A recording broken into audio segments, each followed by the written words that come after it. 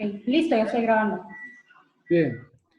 Bueno, vamos a ver ahora si se regula este asunto. Yo creo que ya, ¿verdad? ¿Se escucha siempre o hay interferencia? Ahorita está funcionando bien, doctor. Sí, yo creo que posiblemente las olas del mal hayan molestado algo. Voy a esperar al doctor Vides que entre.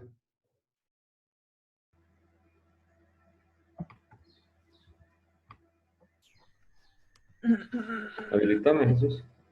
¿Y dónde estás? Aquí, ya te veo.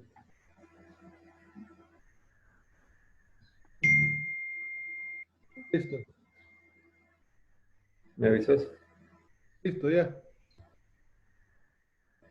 Bueno, una cosa que hemos aprendido el día de hoy es que no hay que apantallar mucho, ¿verdad? Hay que ser más humildes. Eso es bueno. Entonces, hablábamos de la curva de la desviación estándar. Esto es bien importante porque va a darnos a nosotros una perspectiva más amplia de lo que estamos haciendo. No se preocupen, vamos a hacer un ejercicio alrededor de este tema. Eh, con estos datos, con estos datos,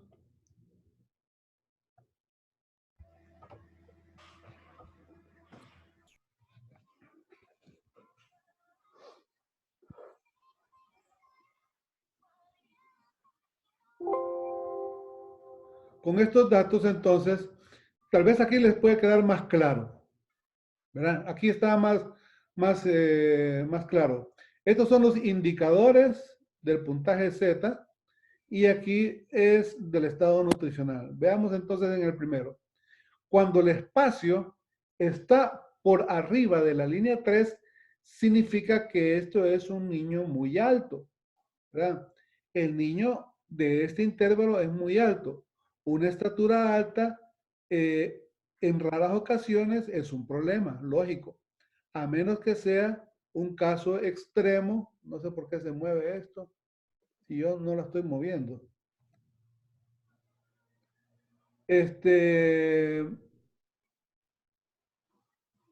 Cuando el peso para la edad, ¿verdad?, está en este indicador, es un peso que cae en este intervalo, puede tener un problema de crecimiento.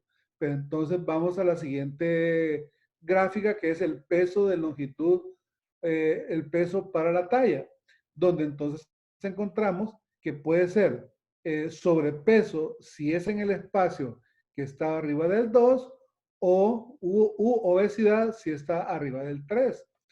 Este es el espacio arriba del 3. Este es el espacio arriba del 3. Arriba del 2 es este espacio, arriba del 1 es este espacio, menos del 1 es este espacio, menos del 2 es este espacio y menos del 3 es este espacio. Yo creo que aquí sí se entiende mejor, ¿verdad? ¿Entienden bien? No se ve bien, doctor, la verdad. Estaba, creo que, corrida la pantalla. ¿No se ve en la pantalla?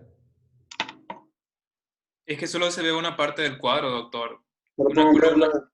la columna de las tendencias inadecuadas, adecuadas y detalle ganancia excesiva de peso, es la última columna. Permítame. Y una flecha roja indicando un cuadro amarillo. No vemos nada. Hoy está más canudo esto. Es porque es lunes, doctor, seguramente. Diga, hoy que es lunes, correcto.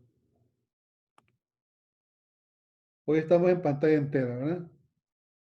Vamos a ver otra vez de vuelta. Vamos a compartir la pantalla de vuelta para ver qué pasa.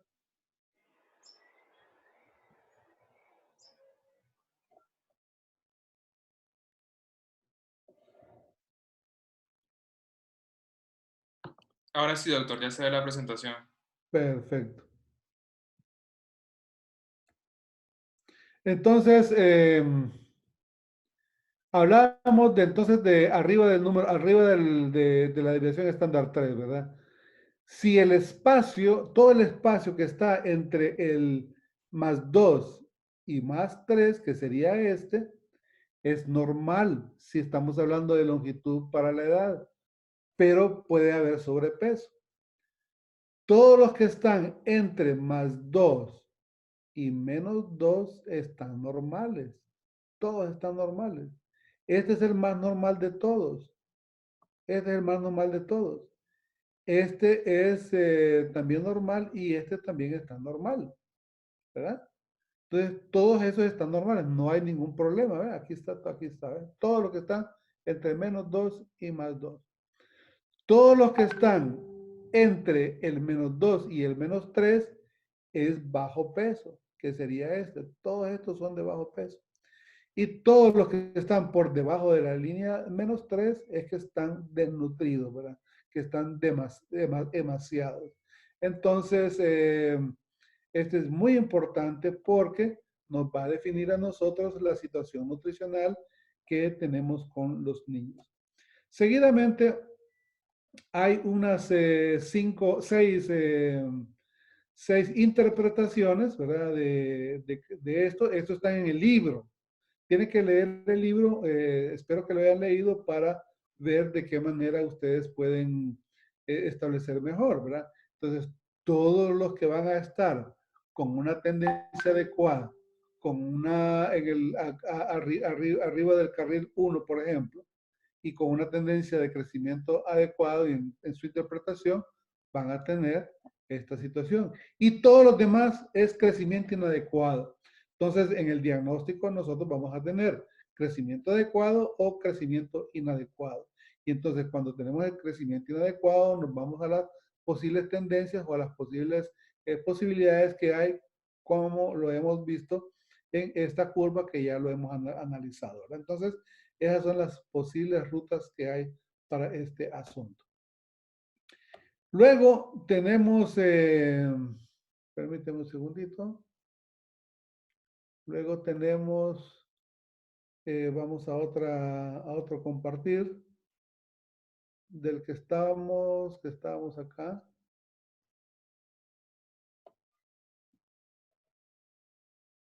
Después viene en el libro, en las normas, la vigilancia nutricional individual y la clínica. Entonces, ustedes van a encontrar aquí unos detalles que son bien sencillos, ¿verdad? Por ejemplo, aplicar los lineamientos, ver las hojas que hay, todo el personal debe conocer las gráficas, cómo se hace la evaluación del estado nutricional, que es la toma de los pesos y medidas, y la evaluación de crecimiento, que es lo que acabamos de mencionar. Todas estas son normas, es decir, estrategias de cómo hacerlo de manera sistemática. Vamos a hacer algunos ejemplos más adelante, no se preocupen. Y todas estas normas los van a tener que ir leyendo. Por ejemplo, aquí hay una norma de cómo hacer el registro, ¿verdad? Por ejemplo, hace la definición de cada uno de los indicadores. El sexo, por ejemplo, este dato es importante para decidir qué gráfica va a utilizar, ¿verdad? Si va a utilizar las de niños o las de niñas. Esto realmente es muy importante, pero es bien elemental. Esto no hay ninguna situación que nos deba de preocupar. El daño nutricional grave, ¿verdad? Eso es el cuadro del número 2 de los indicadores antropométricos, que ya los hemos visto de acuerdo al percentil menos 3, perdón. Esta condición clínica de marasmo, cuachorco u obesidad lo van a discutir creo que con la doctora, con la doctora Sandra Tobar, no sé si ya lo discutieron, ¿verdad? Hablaron de las tendencias, todas esas son normas, son cómo interpretar estos gráficos. Estos tienen que agarrarlos uno por uno y ustedes me pueden hacer consultas de manera particular, de manera puntual, si no entienden alguno de ellos. Esto es bien elemental en realidad. Crecimiento adecuado, crecimiento inadecuado, y si es crecimiento inadecuado, ¿cuál de los dos sucesos sucede? Bueno, dicho esto, nosotros vamos a pasar a un punto importante que son a discutir, que es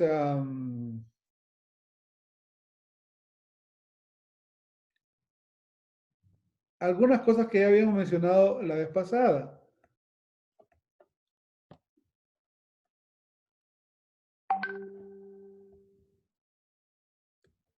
Por ejemplo, el procedimiento para la toma del peso, ¿verdad? Yo hablaba de que en algunos centros de salud encontrábamos estas balanzas de carne donde era sustituido un calzón, ¿verdad? Donde se coloca el niño ahí para pesarlo. Todas estas balanzas pues tienen una capacidad, yo decía 20 kilos, pero aquí dice que pueden alcanzar hasta 25, depende, ¿verdad?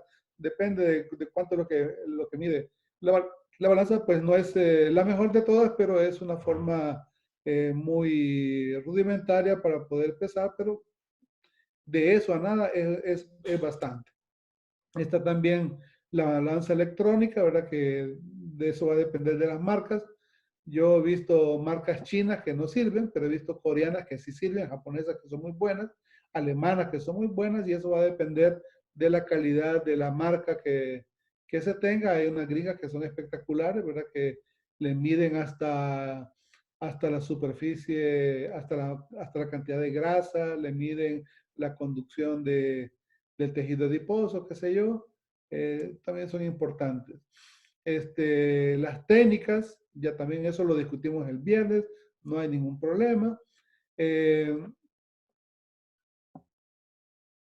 Cómo se mide un niño en una balanza, también lo discutimos el día viernes, también no creo que tenga ninguna dificultad, eso está en el manual.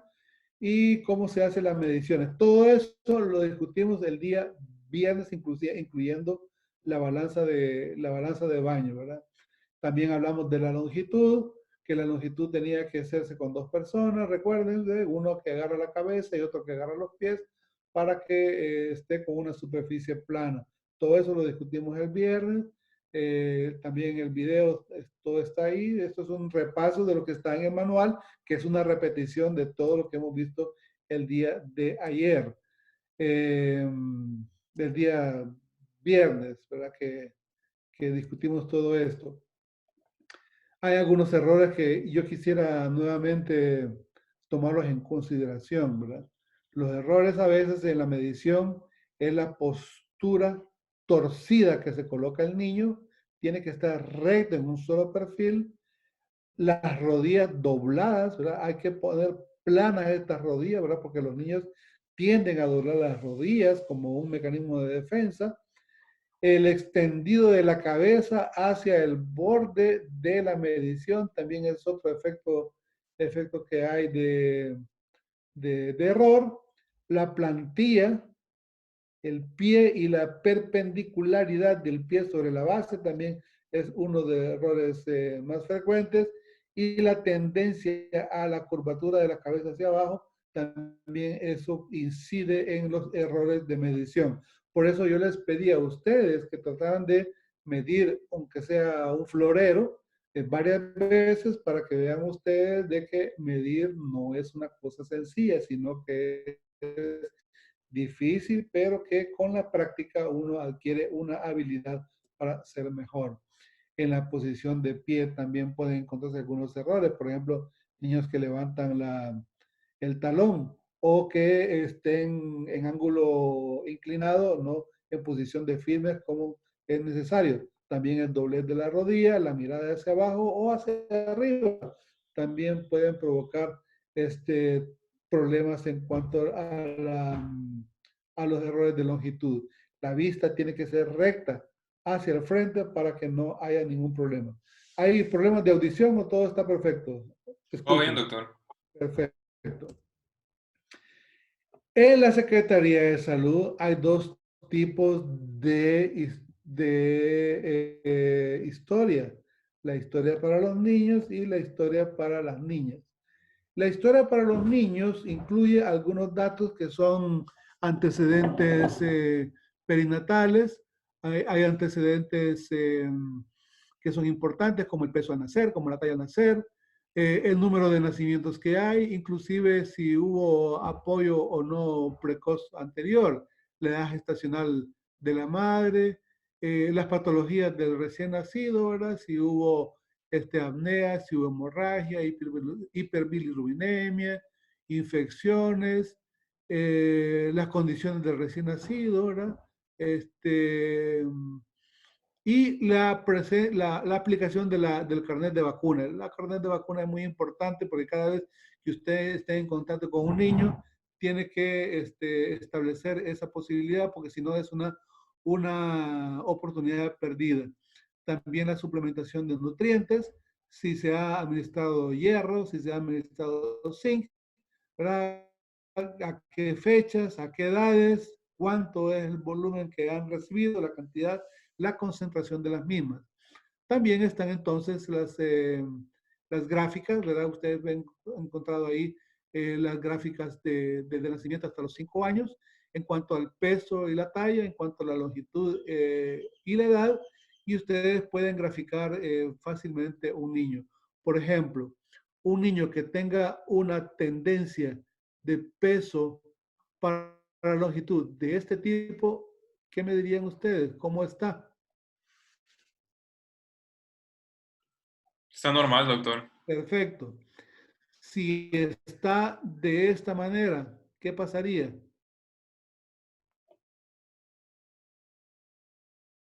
¿Cómo se llamaría eso? Estaría Se como bajo llamaría en la longitud, en la talla. detención de la tendencia, ¿verdad? Y si fuera para abajo,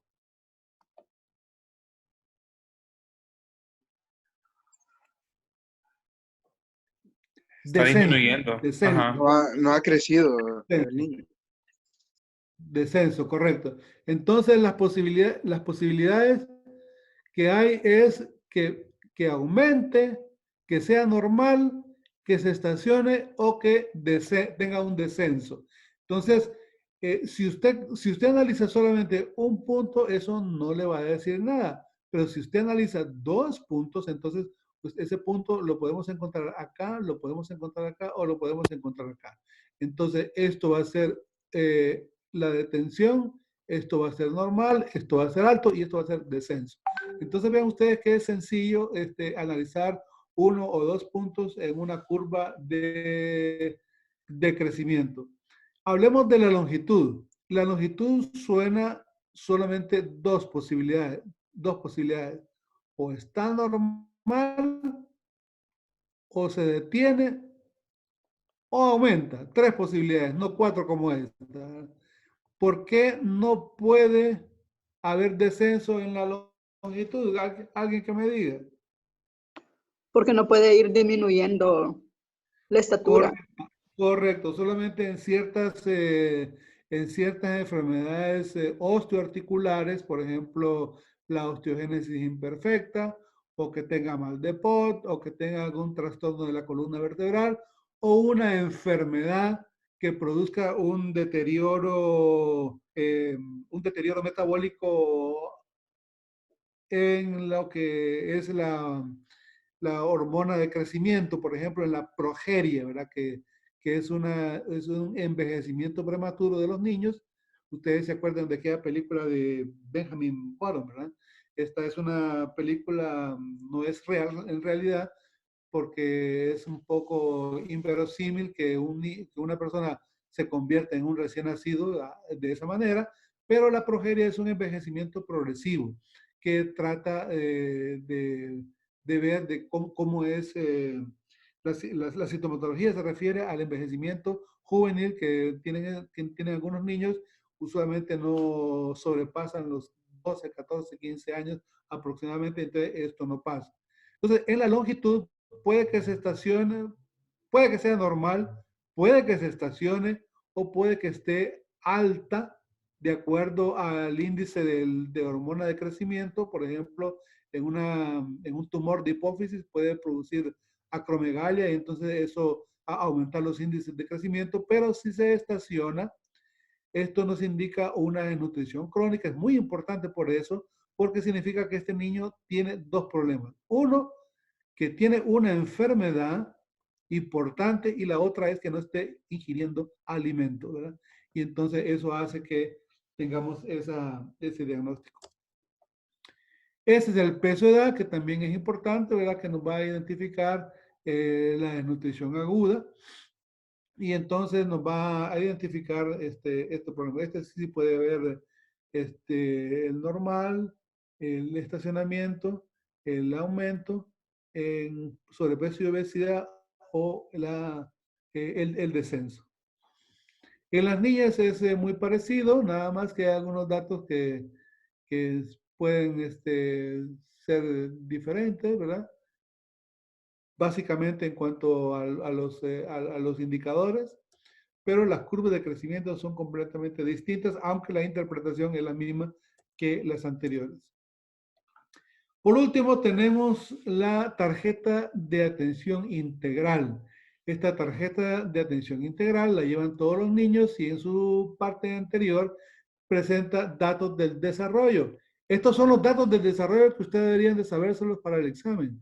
Cuando levanta la cabeza, cuando abre el puño, cuando busca una fuente de sonido, cuando reconoce a su cuidador, si siguen los movimientos de los objetos a la cabeza. Eso sucede en los primeros 3 meses de vida y así sucesivamente hasta los 60 meses aproximadamente, para detectar de manera temprana si hay alguna habilidad o alguna motricidad que no esté considerada en el niño a esa edad y hacerle una intervención inmediata. Todo eso lo vieron con la doctora Murillo, así que tampoco nos vamos a detener. Este es un carnet de vacunas, ¿verdad? Donde están puestos casi todas las vacunas que tiene la Secretaría de Salud. Y luego los alimentos, como es la introducción de los alimentos con fechas, los nutrientes, sobre todo vitamina A, hierro y el zinc, que son importantes, ¿verdad? Porque sin estos 3 elementos, el crecimiento y desarrollo pues sería sumamente mermado. Estas son las curvas de la niña, por ejemplo, la longitud de edad, que ya lo hemos visto, y esta es la del niño, que es diferente el de la niña, que también tiene las mismas características. Un dato importante es qué hacer, qué vamos a hacer con los niños cuando los tengamos enfrente. Hay una condición que es importante, que ustedes la aprendieron cuando vieron diarrea, si es que ya la vieron. ¿Ya vieron diarreas a propósito? No, doctor, todavía no. Ok. Cuando vean diarreas, ustedes van a tener 4 cosas que hacer. Van a evaluar un paciente, van a identificar signos, van a clasificarlos y después van a tratarlos. Entonces, siempre que ustedes van a tener a un niño, van a evaluar. ¿Qué es lo que van a evaluar? Van a evaluar primero los signos clínicos del niño, si hay signos de emaciación, o si hay edema de ambos pies, o si presentan algunos de los datos siguientes, por ejemplo, en la gráfica de peso y estatura, si se encuentra entre el espacio entre el menos 2 y el menos 3, o si está por debajo del menos 3, o si está por arriba del más 3. ¿Por qué? Porque estas son las 3 indicaciones más importantes: la desnutrición aguda, la desnutrición grave y el sobrepeso y obesidad.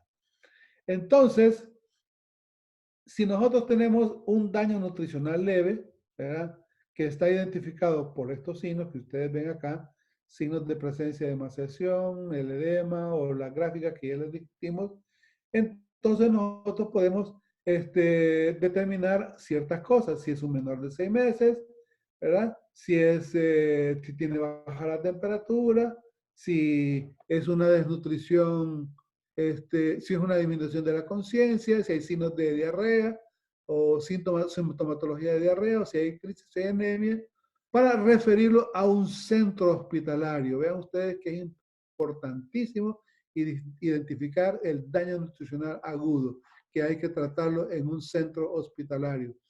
Si no presenta ninguno de estos criterios de mal pronóstico, entonces el tratamiento puede ser ambulatorio, ¿verdad? Y entonces se le dan recomendaciones de alimentación a los padres. Y si no encuentra pues alimentación porque son muy pobres, entonces algunas consideraciones ambientales que puedan ser consideradas, que las discutimos también el viernes. Por ejemplo, hay algunas plantas en la comunidad que pueden ser utilizadas. El frijol puede ser sustituido para carne, la carne y los lácteos.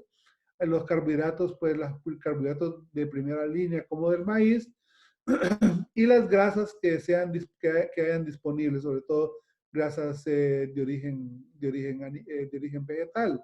El coco se puede sacar aceite, por ejemplo. En el caso de la obesidad, pues la obesidad es un problema muy serio en nuestro medio, porque solo se trata del exceso de alimentos. Usted le puede decir a una madre, no le dé tanta comida, no le dé tanta hamburguesa, no le dé tanta pizza, pero ese no es el problema. El problema va más allá del acceso económico, es un problema conductual también. Y entonces eso va a requerir una intervención más especializada. Un pediatra podría resolver un poco más el problema. Y después, pues, establecer si es un niño de talla baja, si es un niño de talla severa, si es un niño de sobrepeso y si es normal.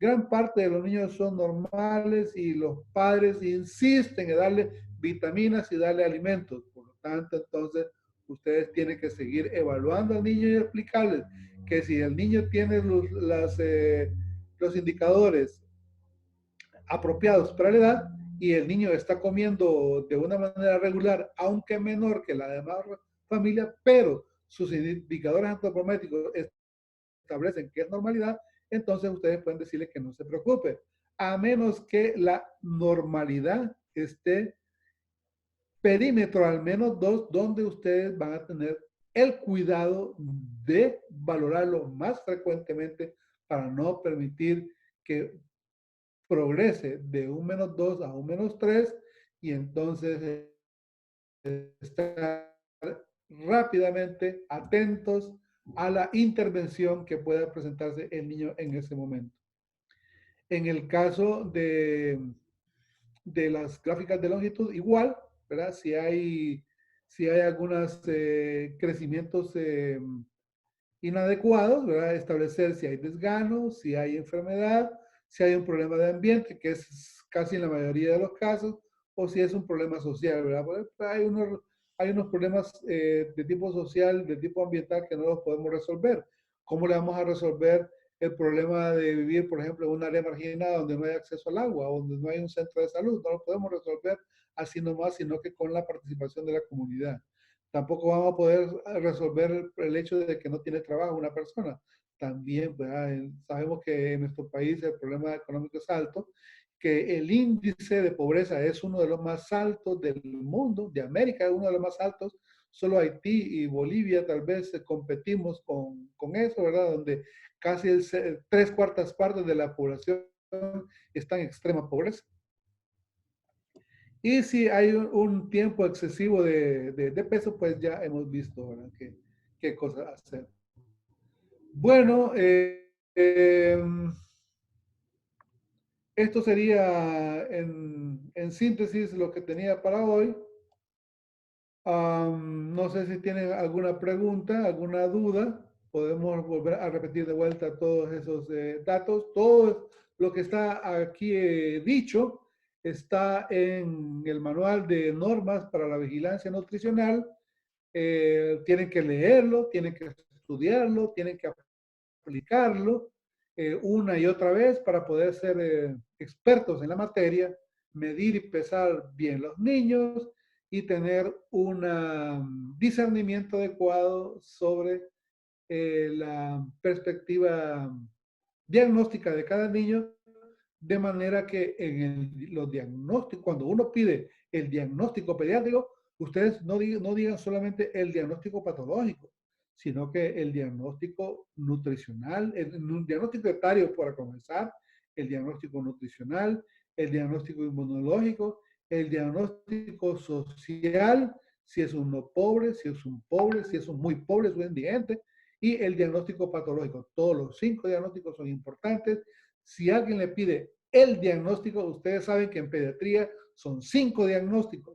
Ustedes no solamente deben de plantear, como sucede en la actualidad, el diagnóstico patológico, sino que los 5 diagnósticos pediátricos, verlo de manera integral, porque usted no solamente le puede dar inyecciones, pastillas o jarabes a los niños, es un ambiente más amplio, tiene que ofertar una propuesta educativa que esté dirigida a la nutrición adecuada, sopesando la lactancia materna exclusiva de los primeros 6 meses, una alimentación complementaria, la administración de complementos nutricionales como el hierro, el zinc, la vitamina A, un ambiente adecuado socialmente con todas las bondades de los servicios públicos, agua, luz eléctrica, alcantarillado, una vivienda sana, apropiada, digna, y además todas las vacunas de la red que dispone, que somos uno de los países que cuenta con el mejor sistema de vacunación del mundo, ¿verdad? Y entonces, pues en detalle, eso sería, en síntesis, una síntesis, valga la redundancia, del manual que ustedes tienen, que se los he enviado el día de ayer, y que tienen que leerlo una y otra vez para poderlo entender. Si hay alguna pregunta en el transcurso de todo este lapso de tiempo que resta las clases, aunque ya no siga dándole clases de esta manera, porque esta es la última del día de hoy, es la última, ¿verdad? Pero puedo seguir dando consejería como lo han estado haciendo. Muchos de ustedes me han estado haciendo preguntas, algunos de sus hijos, de sus primos, de sus parientes, pero lo más importante es su conocimiento, su entendimiento y la capacidad que ustedes puedan discernir sobre el conocimiento que ustedes mismos han adquirido en la lectura de los materiales didácticos que hemos presentado en estas semanas. Me gustaría comentarios de estos 3 días, alguna crítica constructiva sobre la metodología que hemos utilizado, alguna pregunta que haya quedado en duda, y si puedo, pues la contestaré. Si no, les diré, pues no sé, ¿verdad? Porque no lo podemos saber todo, pero sí estamos en la capacidad, creo, para responder la mayoría de sus preguntas. Y si no, las vamos a estudiar y dárselas de manera coherente y apropiada a través del medio del chat, que es el que nos une a todos en este momento. Preguntas, se abre el espacio para que todos puedan preguntar. Buen día, doctor. Sí. Sería de un caso hipotético. Digamos, tenemos un pacientito que está con bajo peso. Sí. Lo identificamos que quizás sea una desnutrición crónica. Sí. Pero el caso sería que el paciente presenta un severo edema, incluso cuando está en bajo peso. El líquido pues se toma en cuenta como el peso, pero ¿cómo influye este aspecto? Bueno, ya me está hablando, si está desnutrido y tiene edema, me está hablando de cuachorco. Entonces, el cuachorco tiene una condición, jefe, buenos días, ya lo vi en pantalla. El cuachorco tiene sus características, ¿verdad? Si es un cuachorco que tiene una complicación en algún órgano, pues hay que hospitalizarlo.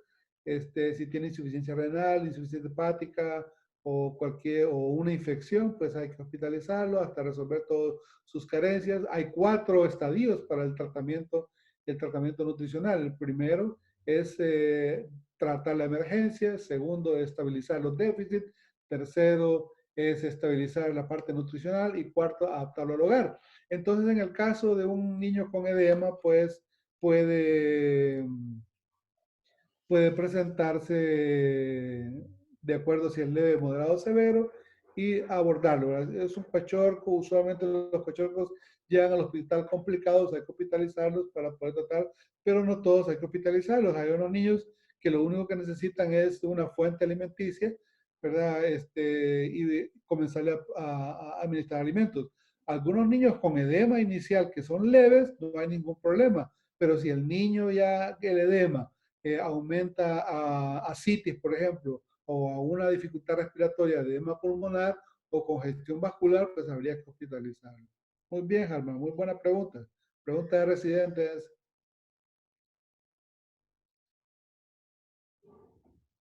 ¿Alguna otra pregunta, comentario, crítica? Todas son permitidas. Tenemos 3 minutos y medio y hay que acabar nuestros 3 minutos.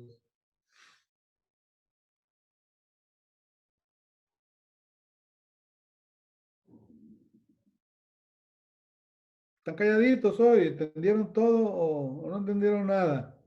Me asusta cuando todos están muy calladitos. Darío. Buenos días, doctor, y a los compañeros. No, todo está claro, doctor. Solo que, como usted lo indica, tenemos que ser muy acuciosos y muy observadores y hacer todo adecuadamente y apegándonos a los parámetros establecidos para observar cualquier anomalía y clientes donde se entienda el foco para guiar la orientación diagnóstica, ¿no? Excelente, Darío. Muy bien. Buen resumen, muy buena conclusión de la clase del día de hoy. Muy bien. Unas 2, 3 participaciones más. Doctor, yo solo tengo una consulta.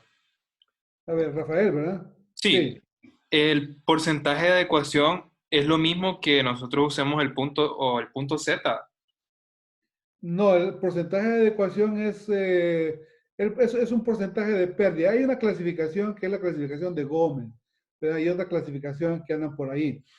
Pero el porcentaje de adecuación es más o menos cuál es el porcentaje de distancia que hay entre la normalidad o no. Por ejemplo, se aplica, por ejemplo, que los que tienen una porcentaje de adelantamiento de 10% están normales y los que están de 10 a 15, de 10 a 20 es leve, de 20 a 30 es moderado y arriba de 30 es grave. Es una forma de establecerlo, pero si usted lo tiene más gráficamente y usted tiene una tendencia, es más fácil, más fácil y entendible la gráfica porque le establece usted un patrón de seguimiento. Con un porcentaje de educación posiblemente pues no tenga esa capacidad de ver el enfoque general del niño en evaluación del tiempo, ¿verdad? Por ejemplo, un porcentaje de educación de un mes va a ser diferente a los 2 meses, va a ser diferente a los 3, y así sucesivamente, porque los pesos son cambiantes en los niños.